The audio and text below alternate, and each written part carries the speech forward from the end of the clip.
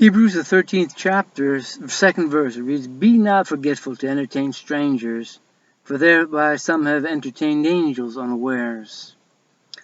Well, entertaining strangers was a practice of all generous and hospitable people back in that time.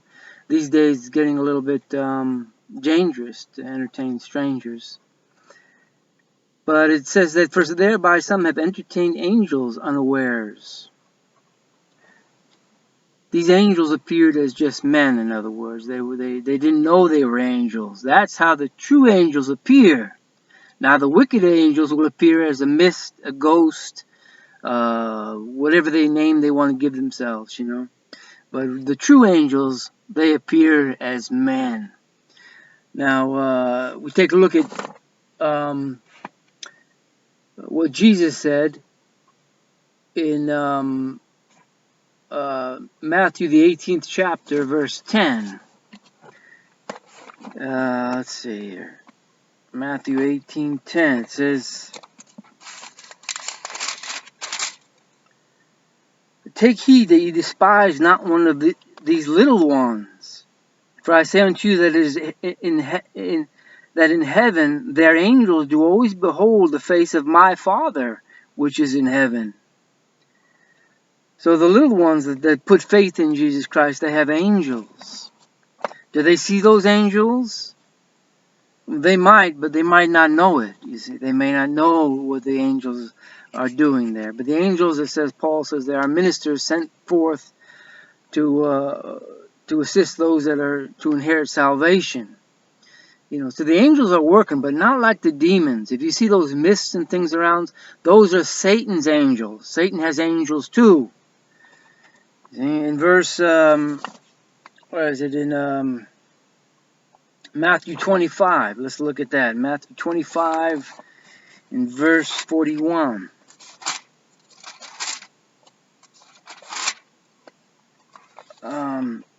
It says, "Then shall he also say unto them on the left hand, Depart from me, ye cursed, into everlasting fire, prepared for the devil and his angels." So yeah, there's angels. A lot of people talking about angels, on especially today, all this New Age stuff. But you know what those angels are? They're usually demons. They are demons.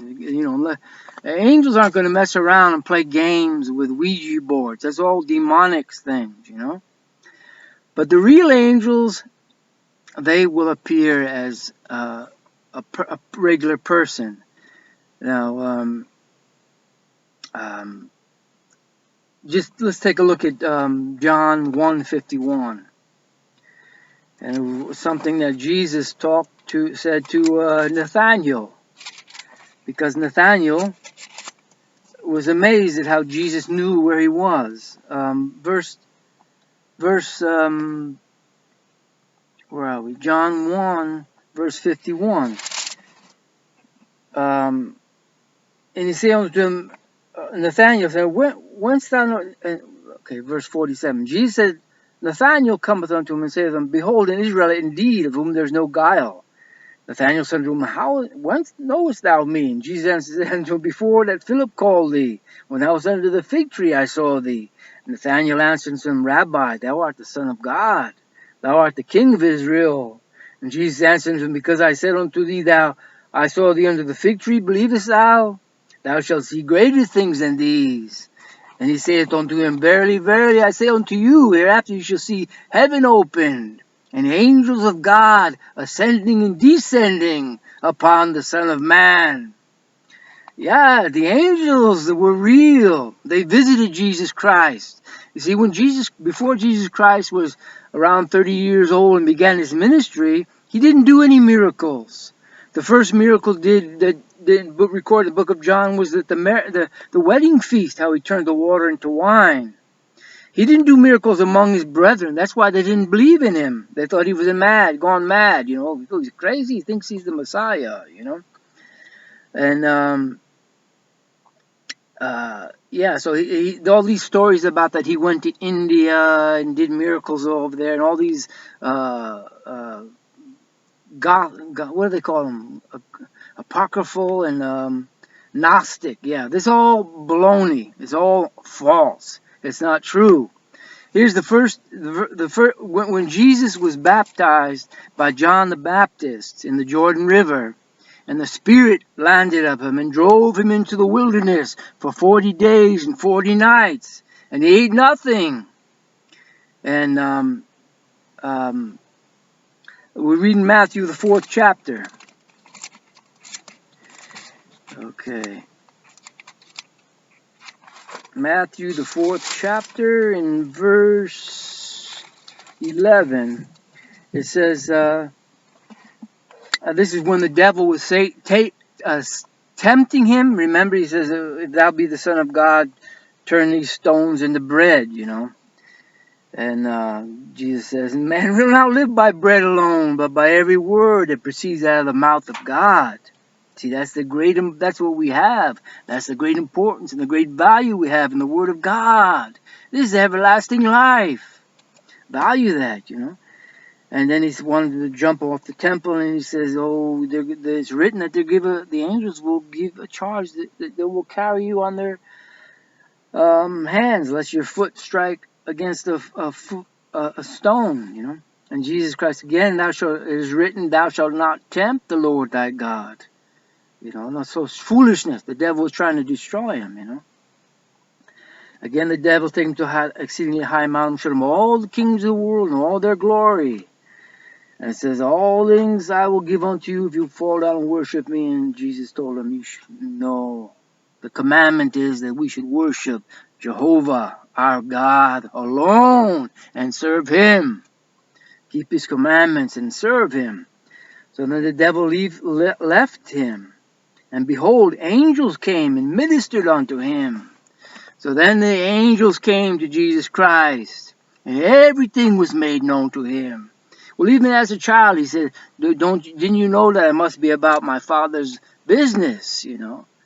So he knew who he was, you know. But this was when the great connection began with heaven, with the angels proceeded down from heaven and ministered unto him. Why did they minister unto him? Because he's the king of the angels.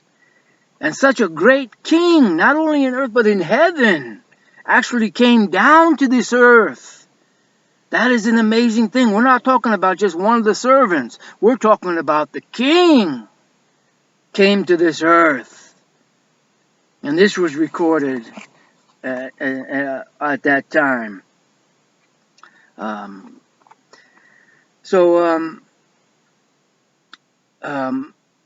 the 6th chapter, verse 62. And this is when Jesus says, unless you eat the flesh of the Son of Man and drink his blood, you have no life in you. And many were stumbled, and he says, I am the bread that comes down from heaven, you know. Not as when your fathers did eat manna and are dead. He that eateth of this bread shall live forever.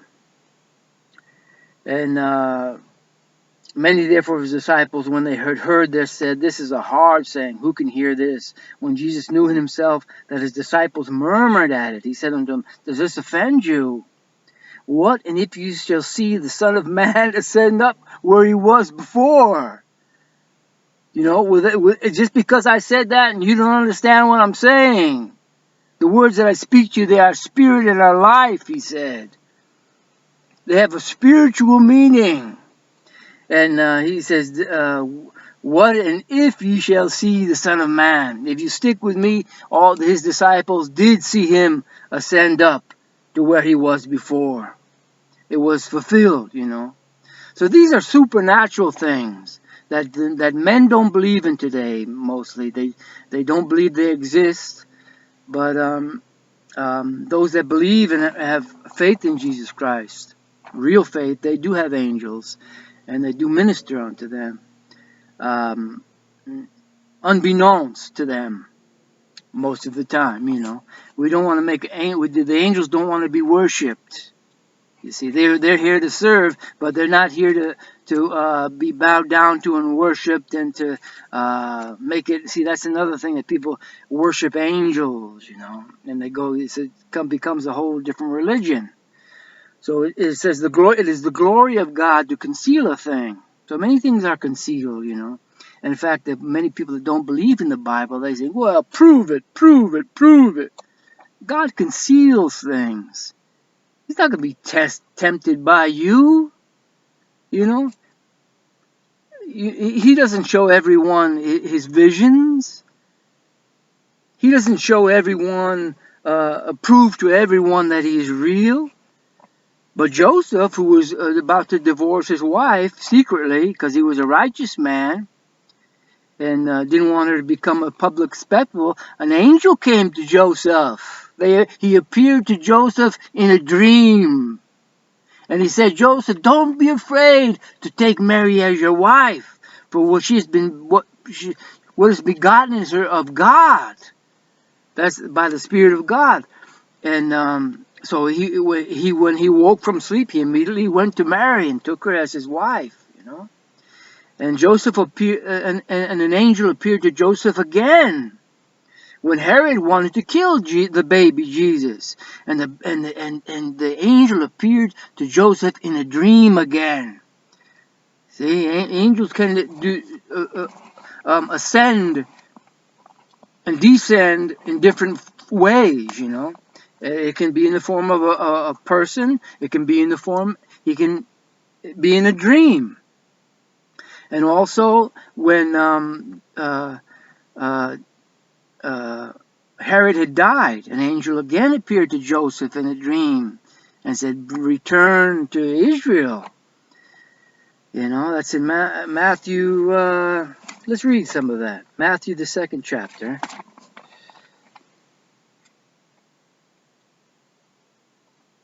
And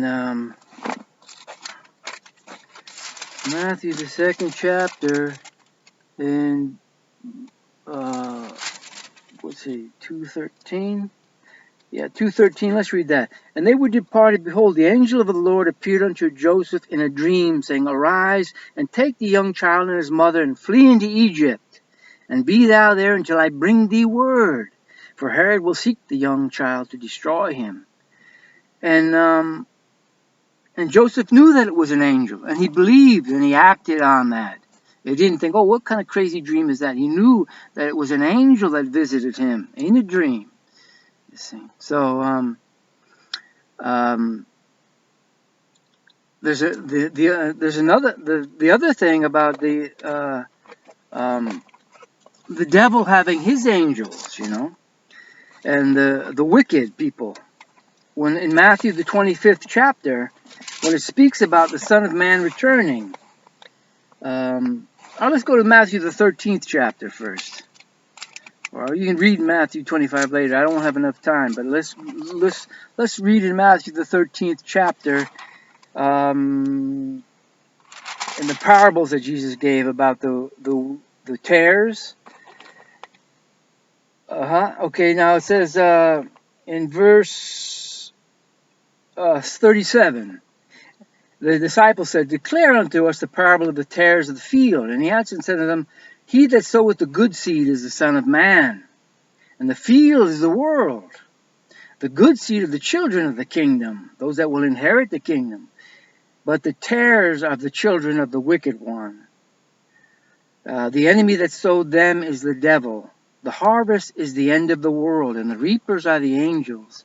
As therefore the tares are gathered and burned in the fire, so shall it be in the end of this world. See, we're coming to that. And the Son of Man shall send forth his angels, and they shall gather out of his kingdom all things that offend, and them which do iniquity. What kingdom is he talking about? The whole earth is his kingdom when he returns. That is the kingdom God has given to him as an inheritance. And will cast them, and will gather out all that offend to iniquity, and cast them into the furnace of fire, and there shall be weeping and gnashing of teeth. Then shall the righteous shine forth as the sun in the kingdom of their Father. He that has ears to hear, let him hear. You see, so this is all going to happen. Those that ridicule Christians and the faith in the Bible, they're going to find out, and they're going to be hurled into the everlasting fire prepared for the devil and his angels. But the righteous are going to be entered into the most beautiful kingdom ever they could ever imagine.